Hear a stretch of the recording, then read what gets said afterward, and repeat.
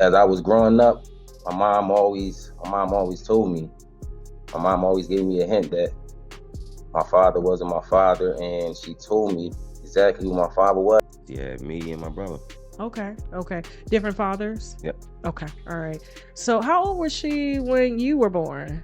Are you the oldest, youngest? Oldest. You're the oldest, so you were the firstborn. Uh-huh. Okay, and so how old was she when you were I think born? 15 going on 16, 16. 15. Done so much in running, and it just really dawned on me. It's the man that my mom was underage when she consumed me.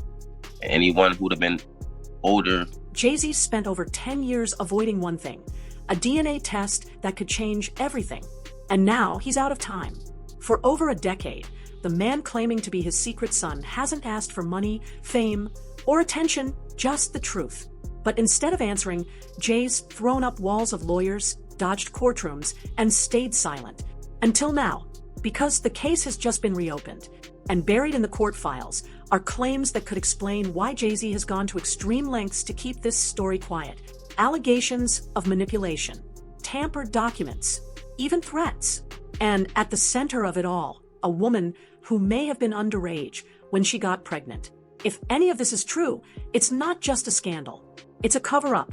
So the real question is, why would one of the most powerful men in music be this desperate to avoid a test that takes 5 minutes?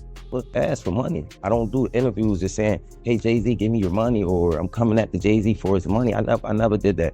I'm not that type of person. I'm not trying to make nobody seem like a bad person or nothing. I'm just really coming out here for the truth. I don't want no money or anything. I wasn't looking for none of that. I just want to know the truth. And if I can't go to the courts and get the truth, like, what is it really? Why are you? What is it? I just really want it over. It's something that's really affecting my life, and I just want it over. He's not a clout chaser. He's not asking for money.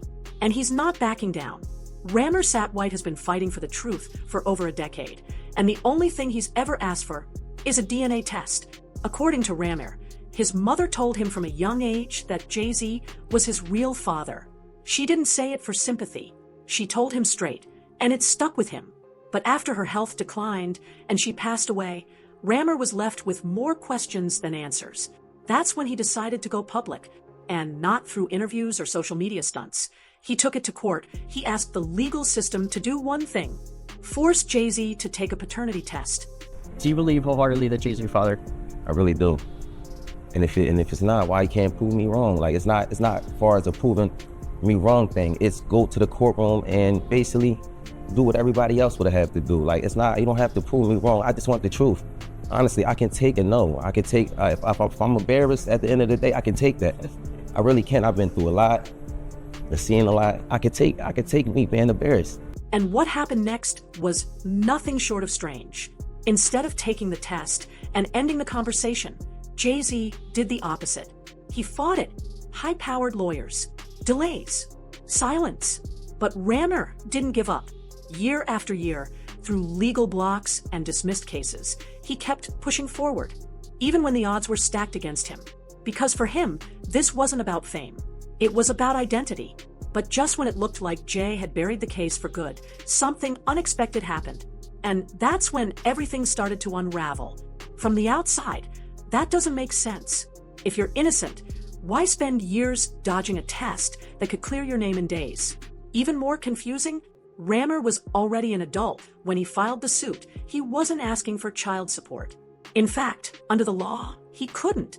So the idea that this was some kind of money grab didn't add up. But Jay didn't just ignore the claim. He fought it tooth and nail. Legal teams filed motions, dragged the case through loopholes, and allegedly submitted documents that didn't even match the facts. And still, no DNA test. It got worse. Court after court dismissed Ramir's filings, often on bizarre technicalities, like the judge being told that another man had already been listed as the father. But when reporters tracked down Ramir's birth certificate, it was blank. No father named. No proof of any other man. That wasn't just a red flag. It was a signal that something wasn't right. Why was the legal system treating this like a closed case when nothing had been proven? Why were powerful attorneys stepping in so aggressively to block a test Jay-Z could have used to clear his name instantly? And the real reason behind Jay's silence? It might not be about money at all. I said, I've been going through a whole lot through these years. because this case, like me, my mom, my godmom, we didn't seen the worst. We didn't have people, slander my name, like you want Jay-Z money, and I hear it all. I'm going to fight until I'm not here no more, and it's never going to be against no one. Like, I'm going to continue to fight. It'll take another 10 years, maybe another 50. Maybe I'll take this to the grave with me, but everybody can say I fought this. Here's where everything changes. Because if the only thing at stake was a paternity test, this would have been over years ago. But according to court filings and firsthand accounts, there's something else Jay-Z may be hiding. Something that could damage more than his reputation. Ramir's mother, Wanda, was reportedly just 15 or 16 years old when she got pregnant. And Jay-Z, already an adult. That claim isn't coming from tabloids. It's part of Ramir's official case. And if it's true, we're talking about a potentially illegal relationship. Are you the oldest, youngest? Oldest. You're the oldest, so you were the firstborn. Uh-huh. Okay, and so how old was she when you were born? 15 going on 16. 15. It's the man that my mom was underage when she consumed me. Anyone who'd have been older. Wanda reportedly met Jay in the early 90s inside a Brooklyn apartment through mutual connections. She told her son years later that it was a one-time encounter. Protection failed. She never heard from Jay again. But it wasn't just a teenage memory. It became a secret that changed everything. And possibly a secret Jay's been trying to erase ever since. Because if the timeline is accurate, this wasn't just an accidental hookup. It was a legal and ethical nightmare. And Jay-Z, now one of the most powerful men in music, would have a lot to lose if that story ever gained traction. Got it. Somewhere in September, he was in the parking lot with other people near where he's at living now. And out of all the cars there, his was the only one shot up.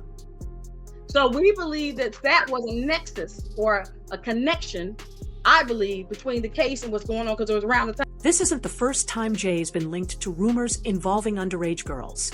Over the years, whispers have followed him, but nothing ever stuck. Until now, because this time there's paperwork, testimony, and a case that just got the green light to move forward in court. And if Ramir's story checks out, it's not just Jay-Z's public image that's on the line. It's his legacy. You'd think the justice system would handle something like this fairly, especially when all Ramir's asking for is a test. But what actually happened in court was a mess. Ramir's filings weren't just denied. They were blocked, twisted, delayed. At one point, Jay-Z's legal team allegedly submitted documents with false information claiming another man was already confirmed as Ramir's father. But when reporters checked Ramir's birth certificate, it was completely blank. No father listed. And that wasn't the only red flag. Ramir's legal guardian, a paralegal named Lily, claims she was removed from the case without her knowledge. She says Jay-Z's lawyers pulled legal tricks while Ramir's mother was literally recovering from a medicated coma. Hear me at that time, I really wasn't really trying to understand what my mom was talking about, but she constantly put it in my head like, son, it's not your father, and I really want you to know it is. This person is your father, and I just want you to know. And she continued to tell me that over the years and over the years and over the years. They allegedly had Wanda sign off on legal changes in the hospital under heavy medication, which swapped Lily out of the case entirely. And just like that, the court threw the case out. Again, it started to feel like every time Ramir got close to the truth, someone moved the goalposts. But the story was about to turn even darker. Right after Ramir filed a new wave of charges and lawsuits, he was shot at. Not some random incident, not a stray bullet.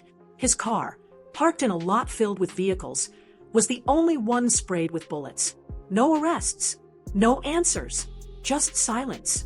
Then, Lily started receiving late-night visits.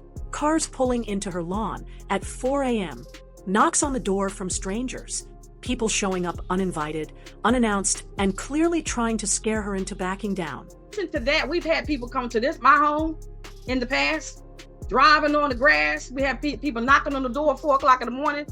We've been through all of it, mostly around the filing time. So this is a bigger... She went public with this, saying, "We believe this is connected, not just to Jay-Z, but to the systems that have been protecting him." Because by this point, it wasn't just about paternity anymore. This was about power intimidation and the people who know how to make problems disappear. And Ramir wasn't the only one asking questions. We want to try to make a difference with the Pro Se Act or the Legal Abuse Act, bringing new legislation and trying to sit down at the table with the lawmakers to make a difference. In addition to the fact, because, like you said before, Mr. Carter might not never do anything, and I'm sure he probably won't, but it ain't about him. This is about the system allowing things to happen that were very agreed and put our lives at stake in some regards. So I just wanted to say that that's what another reason why we were still going to the criminal stuff for the second time. This time the prosecutor's office locally did get involved, but everything is slow moving and things are happening, and it's corruption going on. It says in New Jersey that if the person who resists to take the test is presumed the father, that's what the law says. Here in New Jersey, anybody who don't want to do it and go away from doing it or prevents from doing it is presumed the father. So right now he's presumed the father. He's not even alleged. Lily and Ramir both began speaking out, not just about Jay-Z, but about the entire legal structure that had been shutting them down for years. They say this case proves how the rich and famous bend the law to their will. Ramir has now filed an entirely separate lawsuit, not against Jay-Z, but against the New Jersey court system itself. He's accusing multiple judges of working behind the scenes to protect Jay, and conspiring to get the case dismissed at every level. And this time, Ramir came with receipts, property deeds, tax records, court transcripts. One document shows Jay-Z claimed under oath that he had no ties to New Jersey, no property, no connection, which helped the court dismiss Ramir's case on a technicality. But Ramir's team says they have proof that Jay did have property there, meaning he may have lied under oath to dodge responsibility. If that's true, it's not just a cover-up. It's perjury. And it shows just how far someone can go when they have endless money and a name no one wants to cross. This story might have died quietly, but then Jay-Z made it worse. After a Jane Doe lawsuit against Diddy named Jay-Z as a co-defendant in a disturbing case involving a 13-year-old girl, Jay released a public statement. He claimed he lives by strict codes, that he protects children, that he values truth and transparency. And Ramir responded with one line that shook the internet. If Mr. Carter values the ideals of honor and protecting children, as he claims, then he should step forward with transparency. That one quote exposed everything. Because how do you preach protection while avoiding a DNA test that could clear your name? How do you build a brand on fatherhood and loyalty while ignoring the one person asking to be acknowledged? The contradictions are loud, and people are starting to notice. After years of silence, delays, and denial, the court just made a move Jay-Z probably never expected. They're letting the case go forward. That means Ramir will finally get his day in court, and Jay-Z may be forced to respond publicly for the first time in over a decade. This isn't just about who fathered who anymore. It's about how far power can stretch, how deep legal manipulation can go, and how long one man has waited, not for money, not for clout, but for a name. If Jay-Z knows he's not the father, why fight so hard to avoid proving it? Because right now, there are only two possibilities. Either Ramir has spent his entire adult life chasing a lie, or Jay-Z has spent his entire career hiding one. What do you think? Drop your thoughts in the comments, because this case is finally seeing the light. And it's only just beginning.